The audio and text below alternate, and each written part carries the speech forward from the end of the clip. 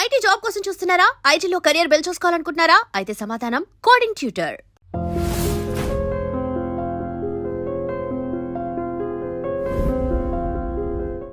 మోహన్ బాబు గారు ఇన్ని సంవత్సరాల తర్వాత ఇంత దూరం ఎందుకు ఉంటున్నారు తెలుసుకోవచ్చా? మీ అభిమానుల కోసం.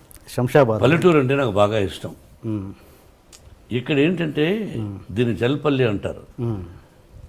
మనం మ్యాప్లో తీసుకుంటే హైదరాబాద్ మ్యాప్ ఈ ఏరియా కూడా జూబ్లీ హిల్స్ తర్వాత డెవలప్ అవుతుంది అన్నారు. ఓకే. నాకెందుకు ప్రశాంతంగా అంటే అక్కడ కూడా పొల్యూషన్ ఎక్కువైపోయింది.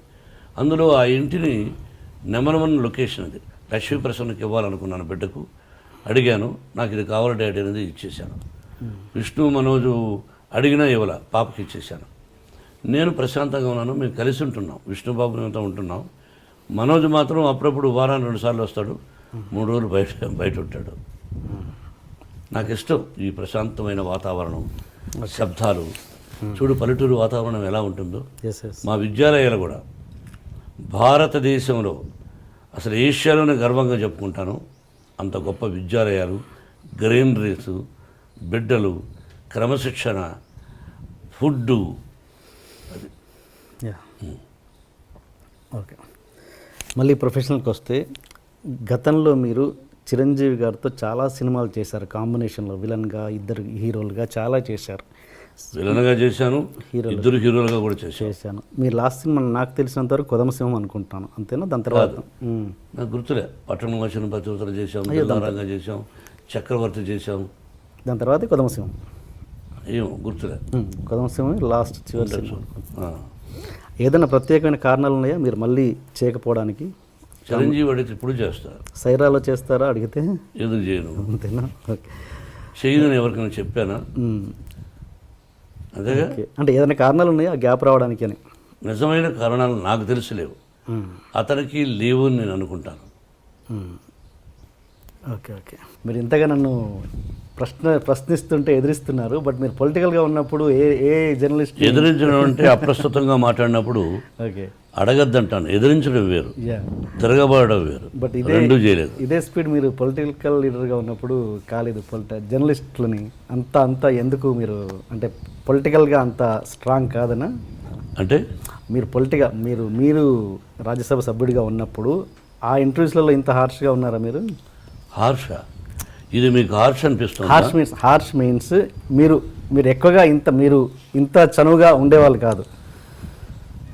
బ్రదరు, కొంతమంది మాట్లాడే విధానాన్ని బట్టి మాట్లాడే క్వశ్చన్స్ ఏదో రఫ్ అండ్ టఫ్గా అడుగుతారు. అది వాళ్ళకి ప్రాక్టీస్ అయిపోయింది కొంతమంది రాజకీయ నాయకులకు, కొంతమంది జర్నలిస్ట్ సోదరులకి. ఎందుకంటే వాళ్ళు అడుగుతున్నది కొంతమంది రాజకీయ దొంగల్ని. ఆ కొంతమంది జర్నలిస్టు సోదరులు అవినీతి పరులైనటువంటి కొంతమంది రాజకీయ నాయకులను అడిగి అందరినీ ఒకే విధంగా అడుగుతారు. నన్ను ఎవరో ఒకరి ఇబ్బంది పెట్టారు, కానీ నేను ఎందుకు భయపడాలి? ఇప్పుడు ఎక్స్పెక్ట్ చేసింది. బట్ మీరు కూడా చెప్పండి. జర్నలిజం అంటే కీ హోల్ జర్నలిజం చేయకూడదు. ఆ జర్నలిజంలో కూడా కొన్ని సిద్ధాంతాలు ఏం అడగచ్చు, ఏం అడగకూడదు. బట్ అవి మించి అడుగుతూ ఉంటారు కొంతమంది. మీరేం అడగలేదు, ఒకటి అడిగారు, ఎప్పుడు మీరు మీ గర్ల్ ఫ్రెండ్ ఉండిందా అన్నది అప్రస్తుతం. అంటే ఇలా అన్నప్పుడు ఎవరికైనా కోపం వస్తుంది, ఏం మాట్లాడుతున్నావు ఆయన అంటారు. But anyway, welcome. Okay. And నేను ఇప్పుడు ఆఫ్ ద స్క్రీన్ మాట్లాడేది ఏంటంటే, మీరు ఇంతకుముందు ఒక మాట అన్నారు, ఫలానా రాజ్యసభ సభ్యుడిగా ఉన్నప్పుడు నేను ఇంత అన్నారు, గుర్తుందా? అది చెప్పండి. అది చెప్పడానికి మీకు క్వశ్చన్ అడిగాను. ఏం అడుగుతారు? మీరు ఇంతకుముందు చెప్పారు ఆఫ్ ద స్క్రీన్, రాజ్యసభ సభ్యుడిగా ఉన్నప్పుడు మీరు నాకు అన్ని తెలియదేయడం లేవు, అప్పుడు నేను చెప్పలేకపోయాను అన్నారు. మీరు గుర్తుందా మీకు? అది చెప్పడానికి నేను క్వశ్చన్ వేసాను యాక్చువల్గా. అవునండి. రాజ్యసభ సభ్యుడిగా ఉన్నప్పుడు 20 సంవత్సరాలు, 1995 ఫస్ట్ టైం వెళ్ళాను. మహానుభావుడు రామారావు గారు, చంద్రబాబు ఇద్దరు పంపించారు. ఓకే.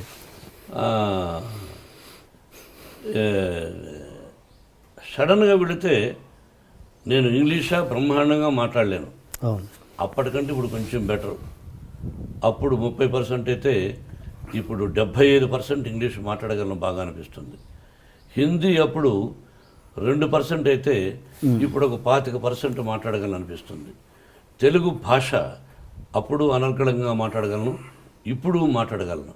కానీ జర్నలిజంలో తలకేస్తే మొలకేస్తే కాలుకి ఇలా వేస్తూ ఉంటారనే సంగతి అక్కడికి వెళ్ళిన తర్వాత తెలుసుకోగలిగాను.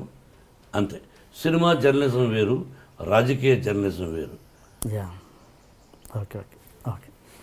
అండ్ మీ వంశపారపర్యంగా ఎవరు మీ ఇదనుకుంటున్నారు? మీ ఏమంటారు, మంచు లక్ష్మి గారా, మన ఎవరు, మనోజ్ అండ్ విష్ణు, ముగ్గురిట్లలో ఎవరు మీ కెరియర్ని కొనసాగిస్తారు? అంటే means acting career, sorry acting అడగాలి. మీరు యాక్టింగ్ కెరియర్, కుటుంబ పరంగా మీ కుటుంబం acting career, I'm talking about acting career. కొంతమంది ఏం చేస్తున్నారంటే వంశం అన్నా అనుకోండి, వాళ్ళు వేరే విధంగా అంటున్నారు.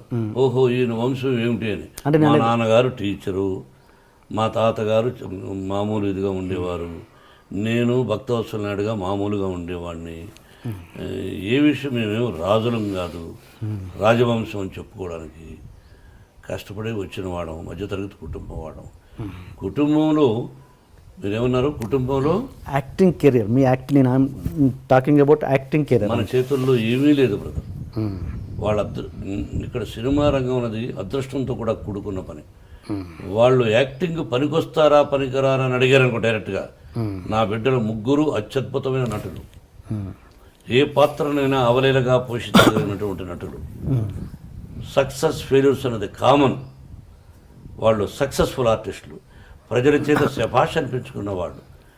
కాబట్టి వాళ్ళు మంచి కథలు వినుకున్నా అదృష్టవశాత్తు కొన్ని అటు ఇటు అవుతాయి, కొన్ని హిట్ అవుతాయి. It is not in our hands. I wish ముగ్గురు ఈ రంగంలో రాణించాలని, ఇదే రంగంతో పాటు ఇంకేదైనా వ్యాపారం చేసుకోవాలని కోరుకుంటున్నాను.